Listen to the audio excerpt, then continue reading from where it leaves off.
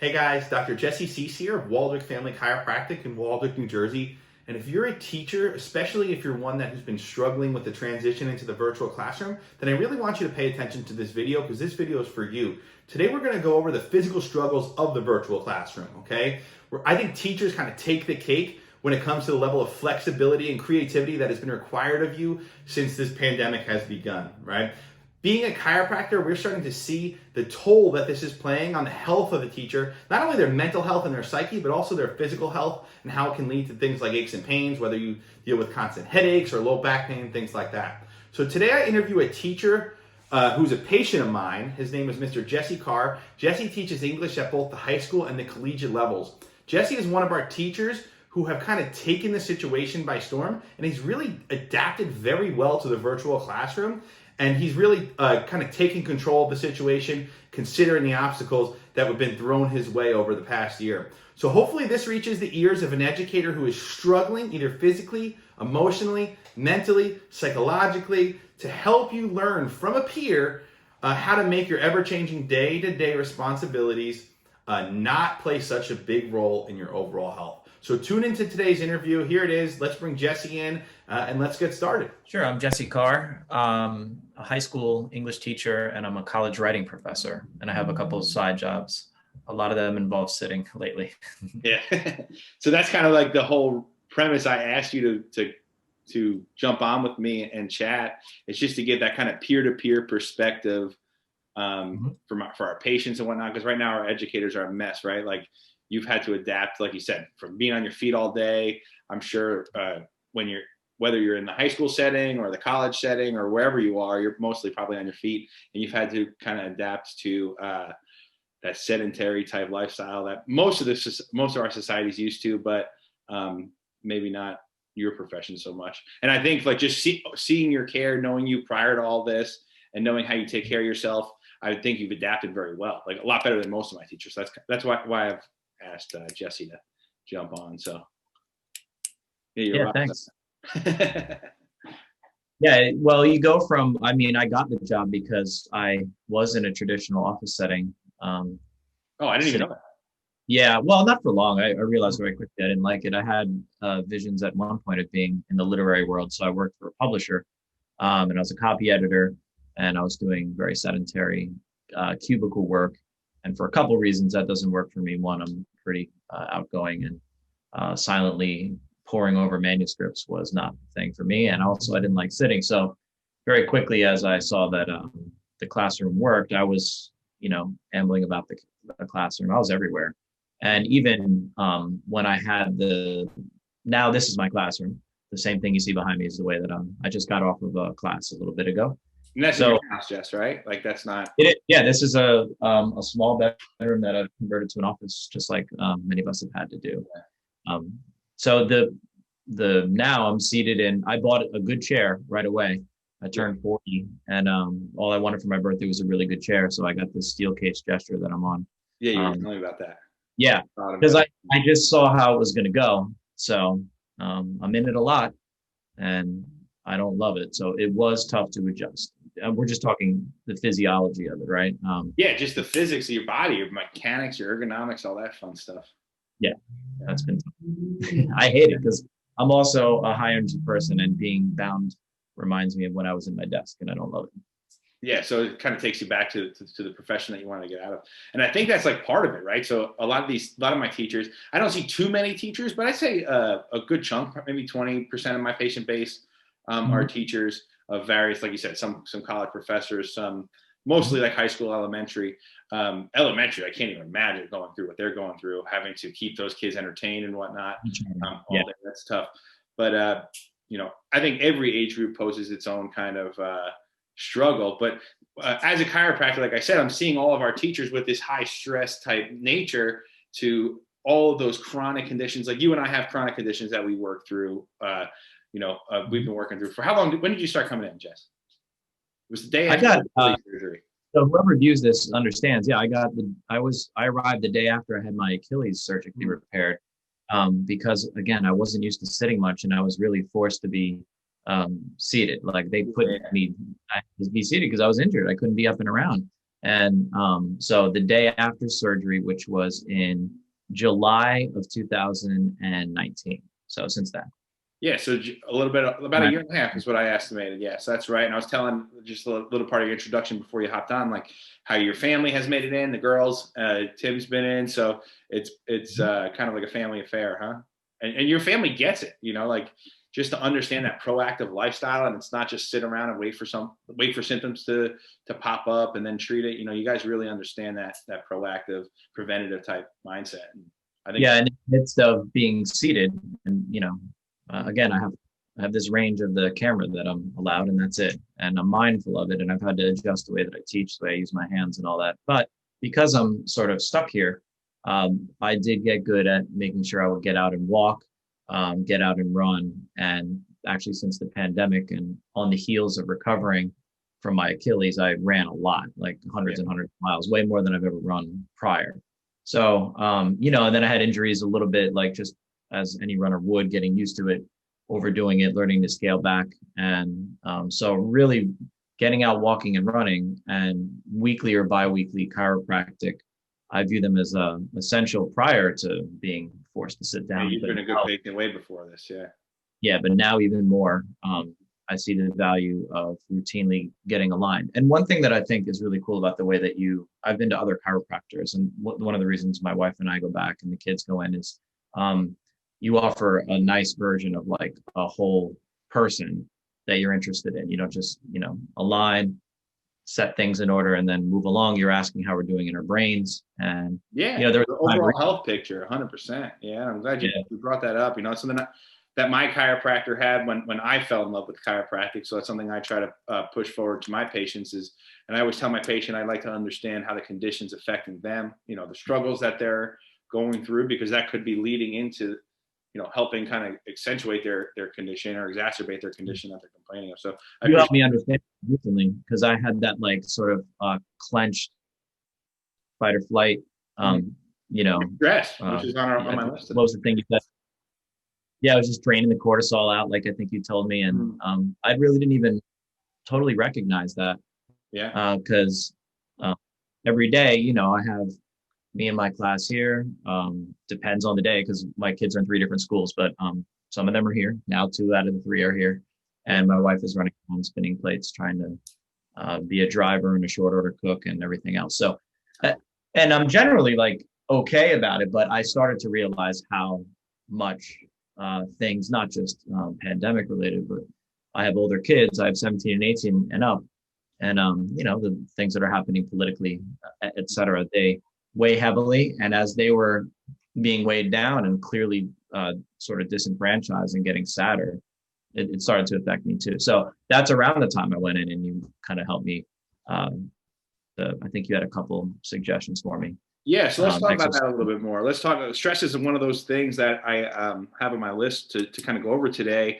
And like I keep saying, teachers are like super stressed right now, like because I feel like the healthcare workers and whatnot, like they've been stressed. Don't get me wrong, but it's still business as usual for them. It's just busier. You know what I mean? Like their job hasn't really changed. The ergonomics of it, whatnot. Like yeah, they're busier. They have to wear masks and whatnot, and they've been heroes too. Don't get me wrong. I'm not shortchanging what they've done, but like I think your profession has really been kind of like it's like a bit in a tornado, right? So like March happens, all of a sudden you're like, oh yeah, here's this online learning thing midway through what Q3 last year, like, or I'm sorry, your third marketing period, right? So You're right. you Good luck. guys just get thrown this thing, and then it's like, are you guys coming back to school? Are you not coming back to school? And then you're back in, but now you're not, and it's just like the constant unknown. I think has been like Yeah. one of the most dynamic profession, like having to be dynamic and like versatile. Yeah. I mean, I assume whoever's watching this can just imagine what it's like to be on either side of it. Student, which I have in my own home as my kids, teacher side, which I do for work, and also the human being side of the kids that you teach. So all of it's been turned completely upside down. And, we had to completely reinvent everything. I Everything. had my 16th year and, thank God I have experience. I have some confidence and I'm able to generally make the best I could do as far as a connection. But For newer teachers, especially, we just talked about this I a don't couple even days imagine. ago. It's very hard. Yeah, so you Impossible. guys are Um, dynamic. You're switching around. One week you're in the classroom. The next week you have some in the classroom, some online, and then the following week you're all online. It's crazy. And with that comes stress, right? And like part of that conversation that we had in our office is that cortisol, that fight or flight type um, response that the body gets, and how that physiologically can lead to like more biomechanical issues, right? So more, like I said, those chronic conditions kind of coming to the forefront. And the analogy I use, I explained to you that stress is a normal response, right? So stress is a normal response. It's a healthy response, but it's designed for short periods, right?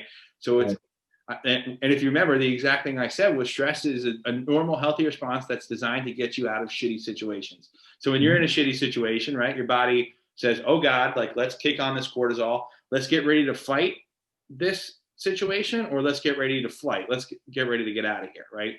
I always use the analogy. It's like if I was to open my door and see a tiger there, that tiger there, that'd be a stressful situation. You have two choices. You could run from that tiger, right? So you could flight, or you could buckle up, get ready to fight that tiger. And that's probably not going to go so well. But the physiological responses in those two kind of choices are similar. So all the blood has to rush to your extremities. We kind of deprioritize like digestion, things like that. Your pupils dilate, your heart rate starts pumping. So that's a physiological response, right? That's not necessarily a just a mental state. That's a physiological state, right? So, and what I explained to you was in that tiger scenario, you're either fighting that tiger, or you're getting eaten by that tiger, or you're getting away from that tiger within like 5 minutes, right? You're not running from a tiger for 9-10 months like we have been in our society. So that stress a lot of times is meant for just 5-10 minute bursts. And then what's the first thing you do if you were having to get away from that tiger? You rest up on a tree. You have that time to decompress, right? You let that nervous system kind of balance out. But when you're running from the tiger for 10 months like you guys have been doing, all those muscles are tense and ready to go and ready to fight. And that's when you start to see these chronic conditions kind of come to the surface. Yep, it happened to me for sure. And you were helpful in helping to recognize that. I'm actually in a little bit of the opposite. I don't know if you use the same term, but someone who helps me with this stuff, I'm in the kind of rest and digest mode now, where that's good. I've taken some time to not push myself physically as much, just get just enough to kind of undo everything from sitting. But I'm gearing up to get back to pushing myself a little bit. And it's important to have that like balance, right? Like I always say, the two branches of the nervous system are the sympathetic, which we just went over, that fight or flight, or you have the parasympathetic, which is like you just described, the rest and digest. And I always use the analogy they're like a seesaw. You can't have both on at the same time, So that's why people like, you might be stressed out and then you go eat, Five Guys or a big cheeseburger and you pass out on the couch, right? The itis, as some may know it, that's the parasympathetic system in overdrive, right? So you don't ever want it too far in either way. You want like a nice, healthy seesaw back and forth. And that's totally normal, right? You just got to be able to listen to your body, is what we talked about. That's your body. When you're stressed like that and you're anxious, it's your body's way of telling you, hey, this situation is no good. It's not good for your health. Like, let's figure out a way to get out of it, right? It's either fight it or avoid it, right? So just listening to those signs, and I think that's huge in just like the overall longevity of your health, and not letting this affect your physiological kind of processes as well. But bouncing back to, like, you keep talking about the sitting. So like I said at the beginning, you guys are used to being on your feet all day. Now you're strapped to like a makeshift cubicle in your kitchen. You've got a nice office. Not all these teachers are that lucky. How have you felt that has had an impact on your body? Like, have you noticed anything in your body? It has, yeah. So even for a while, just to clarify, so for a while, our school was closed, like a lot of schools, because once there's X number of cases, you're shutting down. So where I teach in Livingston High School, we were in that mode quite a few times. But I would still actually go to the office, which at a certain point was good. At a certain point, I probably should have chilled a little. But I like the routine of it. I like the psychological aspect of being away from the home, and just the idea that I go to work. For a while, I was just like, nope, I go to work. I don't. If there's kids here, great. If not, great. But one of the other things that was good about that is I can't really show you with this setup, but this is on a standing desk, right? So I have one at school as well, and I would be propped up to where I could stand, and I actually had it where I could walk So I was walking, making points, and I would use these little earbuds. So I had these in, and I would be able to not lose the audio. I would be just as clear, but I was walking. I like the visual of it for them because they got to kind of keep up with me, and they're not just seeing me here. And I like moving rather than being seated. So so I haven't patients. I mean, the patients. Listen to me. The students act engaged because it's not just the same ho hum. Here's your face. Here's your. And I would move. Like I would keep it with me if I moved to other parts of the room. You know, I would adjust it. So And you would zoom out, Jeff. So like you would put the camera a little bit further from you. You're saying, or because I was walking, so I could be. You know, you would see me at the back of the room or in the corner, and it was all deliberate. It was meant to kind of like remind them that there was a non-static space, you know, like a camera moving in a film. Like they had to imagine that the space was more there was greater breadth than what was restricted to in that frame. It felt a little bit more like a classroom than a Zoom call. Yeah, I mean, maybe. I mean, as close. They started looking at their wall. Yeah. Well, I can't imagine like me thinking back how I was in high school. Like, you know, had trouble paying attention in the classroom. I couldn't even imagine being a student now. So I can't imagine what these kids are going through. It's crazy. Yep. So yeah, I tried to not sit, and here I can do a version of that, but you know, I can touch this thing. So it's like I don't have that much space. I'm just more hamstrung here. Yeah. So, and when you said you were seated a little bit more, like at the beginning, when you just realized like maybe this is something that, you know, could be a little bit more temporary than it ended up being. I don't know how you felt about that, but were there times where you started to realize like, okay, this change in ergonomics is negatively affecting my body? Aside from the mental stuff that we talked about and those mental struggles that we talked about and stress and whatnot, did you feel like it brought out some of those chronic conditions that were you're being treated for, whether it be in our office or maybe, you know, your Achilles or anything like that? Yeah. I also have a strange sacrum thing. So low back pain that we're used to dealing with. Yeah. Whether that's, I don't. Yeah. Yep. So as long as I keep moving, I'm usually in good shape. That's it, man. You know, so that's why now it's been harder. I'm having some sort of connection issue. Yeah, and I have from where I am perched here. It's actually I'm kind of high up, and I can see too. I just see people running, and I want to get out there and run, but I have to make myself with that awareness of where I am right now. I have to make myself sort of sit. So yeah, sitting, and it's also the computer. We haven't talked much about that, but like, so yeah, sitting. My weight is sitting like all in one place here, in my legs and my ass, but. You know, the nature of looking at a computer, I already would get sore all through my neck and everything just from grading, because I'm an English teacher. Terrible choice by me for the amount that you have to grade. There's no discipline like it. Sorry, anybody else who watches this and wants to argue. The amount of reading. So my next question for you, Jess, is just those changes that you noticed. And you told me how you adapted in the classroom, right? Like you did those things, like you said, you got the AirPods, so you weren't kind of stuck to this, 6-foot radius. You kind of zoomed out a little bit, which allowed you to stand. You got the standing desk, which is great. What have you done outside of? So like you're used to being in school for 6-8 hours a day, being on your feet, moving around, and then maybe like a normal day in 2019, you get home and you chill for a little bit, or maybe you go for a light run or what. I don't know what your routine was like, but how have you adjusted your outside of school routine to kind of counterbalance that lack of movement, I guess, for lack of a better term? I moved more in quarantine. So mine was the opposite, because my schedule was such that I had afternoons largely free, depending on if students were coming for extra help or office hours. And I made this commitment to not let my brain rot from looking at the news or pie charts or graphs or whatever were determining how I was supposed to feel. So I refused to do that, and I committed to running and fly fishing. So both of those were designed to get me out. Running, they were solitary, so it was a way to running and fly fishing. So, and I yes, running and fly fishing. Sorry about that if it's hard to hear. But yeah, both designed to like keep my mind going. Both are designed to like make sure Yeah. you have to really concentrate and keep your mind steady. And it's a way to sort of distract from the chaos of what's outside. Yeah. So for your, body and mind right there is what that tells me. So, the running kind of just keeps helping your body moving, keeps your joints happy. And then just some time in nature, Mhm. Keeping you got a task in front of you, you've got an objective, right? But also some distance from this crazy world too, which is, important. And I think like I keep saying to my patients, I don't know if I've said it to you, like, I think our society is going to go backwards a little bit in a positive direction. Backwards in the sense where we're not going to be so caught on the technology thing, because that's all we've had for a year and a half, that, when we're allowed to go out and do things, hopefully we'll be a little bit more appreciative of the things like fly fishing or going to a concert, and our heads won't just be buried in our phones. So hopefully, there's a net positive at the end of all this in that category, at least.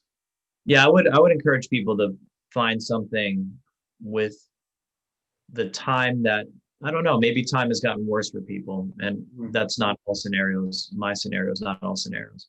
Yeah. Even with teaching, some people were busier. Like I said, I had 15 years of experience to draw on, and sort of like I could improvise right now if things shifted for tomorrow. That's fine. It's just not as easy for a new person. So for a new person, they were drowning and they were buried.